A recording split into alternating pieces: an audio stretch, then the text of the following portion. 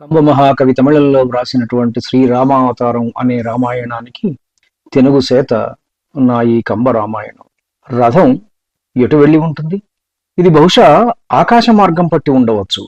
ఇప్పటిదాకా రథం దక్షిణ దిక్కుగానే కదిలింది. ఆ ప్రాంతాన్ని పరిశీలనగా చూస్తూ అనుకున్నారు అన్నదమ్ములిద్దరు. రథం ఆకాశానికి వెళితేనేమి, పాతాళానికి కదిలితేనేమి, ఏ దిక్కైనా అది నా బాణానికి అందనంత దూరం మాత్రం కాదు లక్ష్మణ. ఇదిగో ఇటు చూడు, ఇక్కడ రథం యొక్క ధ్వజం రెండుగా విరిగి పడిపోయింది. పక్షి ఈకలు కూడా కనపడుతున్నాయి ఇక్కడ. నిస్సందేహంగా మన తండ్రి జటాయువే ధ్వజ పతాకాన్ని తన ముక్కుతో విరిచివేసి ఉంటాడు అన్నాడు రాముడు. ఆ మాట అంటున్నప్పుడు రాముడి కన్నులు కన్నీటి చెలమలైనాయి.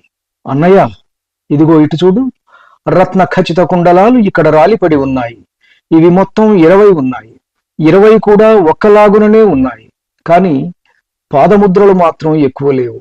మరికొంత పరిశీలనగా చూస్తూ ముందుకు నడిచారు ఇద్దరు. ఒక రాక్షసుడి శవం కనపడింది వారికి. వేసుకున్న దుస్తులను బట్టి అతడు రథసారథి అని గ్రహించారు. గొప్ప యుద్ధం జరిగిన ఆనవాళ్లు కనపడుతున్నాయి అక్కడ వారికి.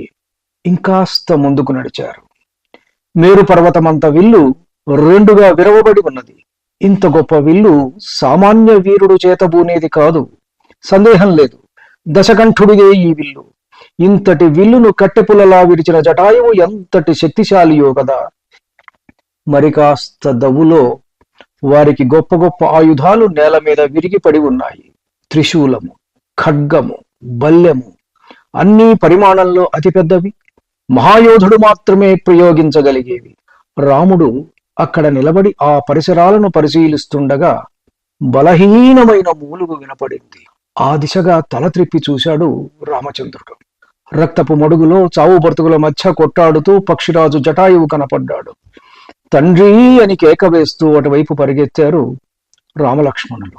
రక్తపు మడుగులో పడి ఉన్న జటాయువును చూడగానే ఆ పక్షిరాజు శరీరం మీద పడి రోదిస్తూ స్పృహ కోల్పోయాడు రాముడు. తెల్లటి కైలాసాన్ని నల్లటి మబ్బు తునక కప్పివేసినట్లుగా ఉన్నది. జటాయువు శరీరం తెల్లన నల్లటి వాడు రామచంద్రుడు. అన్నను ఆ స్థితిలో చూసిన లక్ష్మణుడు తట్టుకోలేక వెనువెంటనే ఆయన ముఖం మీద నీళ్లు చిలకరించాడు. నెమ్మదిగా కళ్ళు తెరిచిన రాముడు జటాయువును చూస్తూ, నాలాగా తండ్రుల మరణాలకు కారణమైన వాడెవడైనా ఉన్నాడా? నాడు నా కోసం ఏడ్చి ఏడ్చి ప్రాణం వదిలాడు నా తండ్రి దశరథుడు. నేడు నా భార్యను రక్షించే ప్రయత్నంలో ప్రాణాలను తృణప్రాయంగా త్యాగం చేశాడు ఈ తండ్రి జటాయువు. నా ఇరువురు తండ్రుల పాలిటి యముడనే అయినాను కదా. తండ్రి జటాయు, నీ కర్తవ్యాన్ని, నీ ధర్మాన్ని నీవు నిర్వర్తించావు. నీ కోడలి మానరక్షణ ముందు నీ ప్రాణరక్షణ నీకు ముఖ్యమనిపించలేదు. మరి నేను భార్యను రక్షించుకోలేని దౌర్భాగ్యము నాది. నేను బ్రతికియుండి ఏమి ప్రయోజనము? ఏ ఉపయోగము లేని చెట్టు వంటి నేను ఉన్నా ఒకటే, పోయినా ఒకటే. నీ రెక్కలు నరికి నా భార్యను అపహరించిన వాడు ఈ భూమి మీద ఇంకా ఊపిరి పీలుస్తున్నాడు. ఎందుకు నా భుజం మీద ఈ కోదండము? ఎందుకు ఇంకా ఈ అక్షయతో నీరము? ఏమి ప్రయోజనము వీటి వలన అంటూ భోరున విలపిస్తున్నాడు శ్రీరాముడు. రామచంద్రుడి స్పర్శతో స్పృహలోకి వచ్చి నెమ్మదిగా కళ్ళు తెరిచి చూశాడు జటాయువు.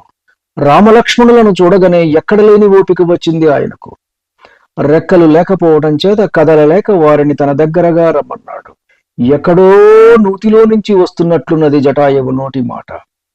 నా పూర్వజన్మ పుణ్యము వలన మిమ్ములను చూడగలుగుతున్నాను నాయనలారా అంటూ రావణుడి కిరీటాన్ని పడగొట్టి కవచాన్ని చీల్చిన తన పొడవాటి ముక్కుతో వారి శరీరాలను తనివి తీరా ముద్దాడాడు.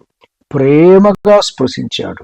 నాయనలారా, రావణుడు ఈ ప్రాంతంలో అడుగుపెట్టినప్పుడే గమనించాను. అప్పుడే నా మనసు కీడు శంకించింది. ఈ దుర్మార్గుడి దౌష్ట్యానికి కపటానికి ఎవరో బలి కాబోతున్నారని. కాని నీతిశాస్త్ర కోవిదులు, రణరంగధీరులు అయిన మీరే వాడి లక్ష్యమొగుట నాకు చాలా వింతగా ఉన్నది. అసంభవము సంభవమైనది. అరుంధతీదేవి వంటి సీతాదేవిని ఒంటరిగా వదిలి మీరు ఎందుకు వెళ్ళారు అని ప్రశ్నించాడు జటాయువు. ధన్యుణ్ణి. నమస్కారం. మీ ఊటుకూరు జానకి రామారావు.